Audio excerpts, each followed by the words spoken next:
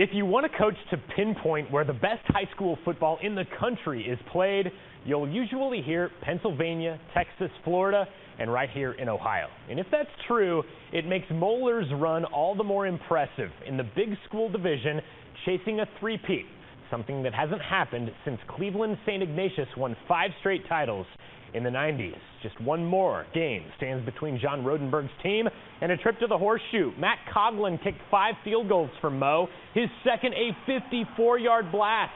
6-0 Mo led Huber Heights Wayne. In the third, power football from Hunter Hughes gave the Crusaders a 22-14 lead. But the Warriors answered in a big-time way, tying it up and taking the lead on a bomb from Demetric Trice to Ahmad Wagner, 29-22. But Wayne left Moeller time for Matt Crable to lead the Crusaders down the field, only to have the interception foil any hopes for a three-peat. Wayne will play Lakewood St. Ed's for the title, 29-22. Undefeated CHCA, the top-ranked team in the region, squared off against Coldwater to earn a trip to Ohio State. This is Bobby's cousin, Brody Hoying, off the quarterback keeper. He's going to run it. Good genes in this family for sure, and run he did all the way down inside the CHCA 20-yard line. It's time to call Chris Post's number 18, a good call, cutting outside. Post found pay dirt, and the Eagles had a tough time slowing Coldwater down all night. Hoying and Aaron Harlemert hooked up on a scoring play, and the only loss of the season will send CHCA home 34-3. The main storyline at Ohio State changed the second the quarterback run went wrong.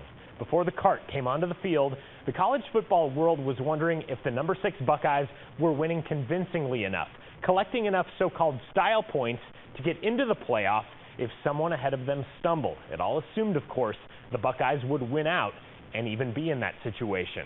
Urban Meyer said goodbye to Devin Smith on senior day, and Michigan led the game 14-7 in the second quarter until J.T. Barrett wove his way through the secondary to pay dirt and set a Big Ten record with 45 touchdowns. It was 28-21 Ohio State when the season changed in the fourth quarter. Barrett's leg got twisted up the wrong way, broken ankle, cart came out, surgery tomorrow, his season is over. Ohio State pulled away to win 42-28. Now it's up to third-string quarterback Cardale Jones in the Big Ten title game against Wisconsin and beyond. We got to go. We got to go, and we got a lot of confidence in the guy that's going to be doing it. His name's Cardale Jones. He's been here for, I think, 120 years. He's been here for a while. He practices. He's going to get all the reps, and so we got to be ready to go.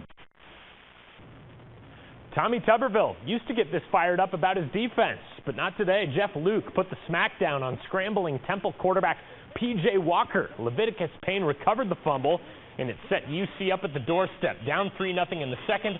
Gunnar Keel and Mikhail McKay hooked up for a 7-3 Bearcats lead. Also in the second, Mike Boone off the direct snap. 9 plays, 63 yards. And Temple never found the end zone in a 14-6 UC win, the 8th one on the year for the Bearcats. In the upper left-hand corner, Bobby Petrinos once again in the middle of a dust-up, and again he's not wearing his helmet. Louisville and UK just wondering who got the best deal on the Xbox on Black Friday. With a win, UK would become bowl eligible. Fred Tiller picked 6 Louisville to give Big Blue a 20-14 lead in the Governor's Cup, and the Wildcats scored a second defensive touchdown. Bud Dupree with the force. Mike Douglas won the foot race. 30 yards, 33-28 UK in a game that featured 7 lead changes. UK was up 3, needed a field goal, gave up a touchdown, and the ensuing Patrick Tolles interception ensured UK will not go to a bowl game, 44-40. Ole Miss and Cincinnati in the Emerald Classic. Mick Cronin and Andy Kennedy, the 2 coaches who met for the first time since Mick got the gig in 2006. AK is now at Ole Miss. UK shot only 30%, but Octavius Ellis kept the halftime deficit to 5 for UC. That's Stephon Moody, high off the window, circus shots, 2 of his 26.